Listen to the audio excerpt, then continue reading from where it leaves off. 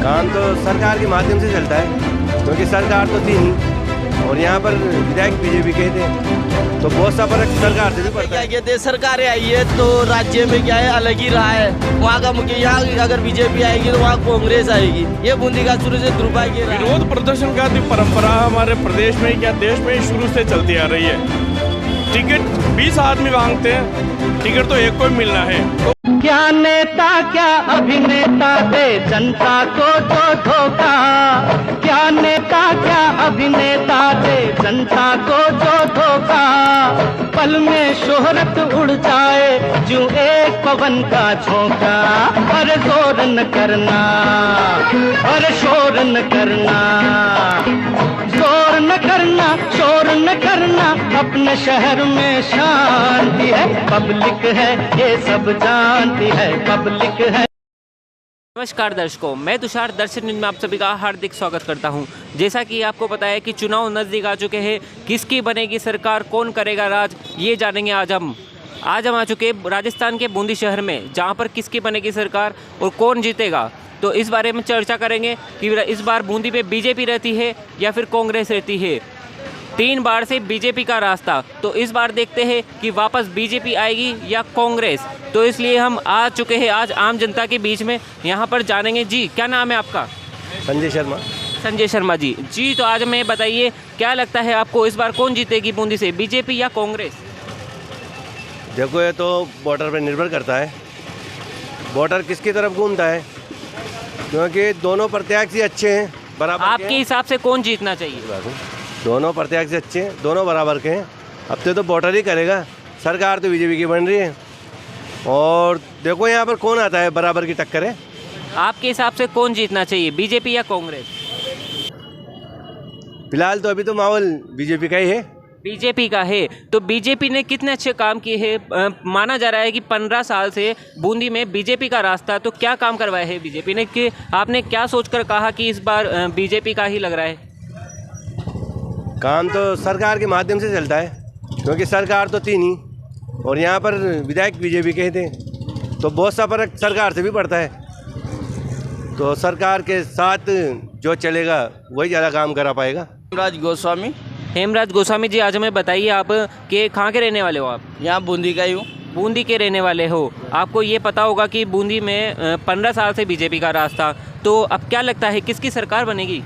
वापिस भारतीय जनता पार्टी की सरकार बनेगी और नरेंद्र मोदी जी के नेतृत्व में सरकार बनेगी। बूंदी से कौन जीतेगा, बीजेपी या कांग्रेस? अभी कुछ कहा नहीं जा सकता बूंदी से, पर फिलहाल तो जो राजस्थान में जो सरकार बनेगी ना, वो भारतीय जनता पार्टी की बनेगी। तो फिर आप सोच लो कि किसकी बनेगी सरकार। अच्छा, तो इसका मतलब, आपके कहने का मतलब है कि इस बार भी बूंदी में बीजेपी ही आएगी? यस, इस बार भी अशोक जी डोगरा एमएलए रहेंगे बूंदी में। तो 15 साल से अशोक जी डोगरा बूंदी में विधायक थे, तो क्या लगता है आपको कितने काम करवाए उन्होंने और क्या काम करवा सकते हैं आपके साथ? अच्छे काम कराए। पूरे मंडी का वो वार्ड बनाया है, जहाँ 1 लाख बोरी से 1.5 लाख बोरी अभी आती है, यहाँ पे 50,000 बोरी रह जाती थी। ये सबसे बढ़िया काम कराया है बूंदी में। इसके अलावा जो बांध बनाया है उधर बर्दा बांध में, वो भी पब्लिसिटी के लिए बहुत अच्छा काम करवाया है। हॉस्पिटल बनवा रहे हैं, ये यहाँ का जो हॉस्पिटल नया बना रहे हैं वो भी क्या कहते हैं विधायक कोष से ही पास हुआ है। कई तरह के काम है, गांव में सड़कें, रोडें। लेकिन गांव की सड़कों का तो समझ में आया, लेकिन बूंदी की सड़कों के लिए ऐसा कहा जा रहा है कि 1500 लोग हैं और बूंदी में अभी तक भी रोड ढंग से नहीं है, तो क्या कहना चाहेंगे इस बार? इस बार क्या है कि एक बार जो एमएलए बना यहाँ का, वो क्या है सरकार में बना। जो एमएलए इस बार का क्या 15 साल से? 15 साल से जो एमएलए बना है ना, 10 साल से तो क्या है सरकार में नहीं है। 5 साल में सरकार में थे, जो वो काम करवाए। अरे 10 साल में तो क्या कहते सरकार में है नहीं, तो वो विधायक बन के रह रहे, और जो विधायकों से जो पैसा आता है वो जनता के जनार्दन में लगा ही रहा है। ये काम हुआ है। और ये जो 5 साल निकले, ये रिमोंजी शर्मा के निकले ही हैं, जो यहाँ के कैंडिडेट थे, आरवे कैंडिडेट थे। तो फिर इस बार 15 साल से आपने जैसा कि कहा कि 15 साल से बीजेपी का रास्ता, इस बार वापस से बीजेपी आने की आप कह रहे हैं कि इस बार से बीजेपी आ जाती है। अगर वायदेव हरिमोंजी शर्मा जो कांग्रेस प्रत्याशी, अगर वापस से वही आगे तो क्या होगा फिर? अब ये तो बूंदी का दुर्भाग्य है यार भाई साहब, इसमें तो मैं और आप कुछ कर नहीं सकते। जब भी यहाँ पे क्या कहते हैं सरकारें आई है तो राज्य में क्या है अलग ही रहा है। वहाँ का मुख्य, यहाँ अगर बीजेपी आएगी तो वहाँ कांग्रेस आएगी। ये बूंदी का शुरू से दुर्भाग्य रहा है।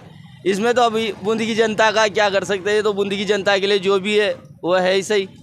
तो जानना कि जैसा कि भी आपने कि किस प्रकार से बूंदी के विकास के लिए कहा नहीं जा पा रहा कि कब होगा बूंदी का विकास। जी, क्या नाम है आपका? संजय तारवान। तो क्या कहना चाहेंगे आप इस बार बूंदी के विकास के लिए?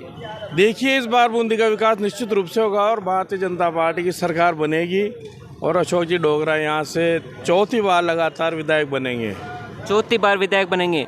अगर बीजेपी की सरकार न बन के इस बार फिर कांग्रेस की सरकार बन गई वायदे हो, तो क्या करेंगे? इस बार कुछ भी करना पड़े, सरकार के खिलाफ भले विपक्ष की सरकार हो, कुछ भी करना पड़े इन प्रकारेण, मगर विशेष रूप से निश्चित रूप से बूंदी के लिए बजट लेके आएंगे। ये हमारा प्रयास रहेगा, हम विधायक जी के साथ रहेंगे। ऐसा भी सुनने में आया है कि बीजेपी प्रत्याशी अशोक डी डोगरा के खिलाफ भी काफ़ी बार प्रदर्शन किया गया है कि प्रत्याशी चेंज किया जाए। उस बारे में क्या कहना चाहेंगे? जी देखिए, ये विरोध प्रदर्शन का जो परंपरा हमारे प्रदेश में क्या देश में शुरू से चलती आ रही है। टिकट 20 आदमी मांगते हैं, टिकट तो एक को ही मिलना है, तो 19 तो निश्चित रूप से विरोध करेंगे और कुछ बागी भी खड़े होंगे। ये स्वाभाविक है, हमेशा होता है, आज की नई बात नहीं है। ये परिवार का मामला है, बैठ के समझाएंगे। पार्टी के लोग ही पार्टी को काट रहे, ऐसा क्यों? देखो, ये कुछ लोग हैं जो उनको मतलब टॉर्चर करते हैं, जो उनके साथ लगे उनकी प्रतिष्ठा पे आ जाते हुए समझते हैं, मगर पार्टी भारतीय जनता पार्टी एक परिवार है। सबको साथ बिठाएंगे, 6 तारीख के बाद जो भी गिले शिकवे हैं उनको दूर करेंगे और एक साथ मिलकर पार्टी के लिए काम करेंगे और भारतीय जनता पार्टी को विजय बनाएंगे। तो जैसा कि जाना आपने अभी कि किस प्रकार से यहाँ पर बूंदी की राय हम और भी जनों से लेंगे ताकि पता चल सके कि इस बार किसकी बनेगी सरकार।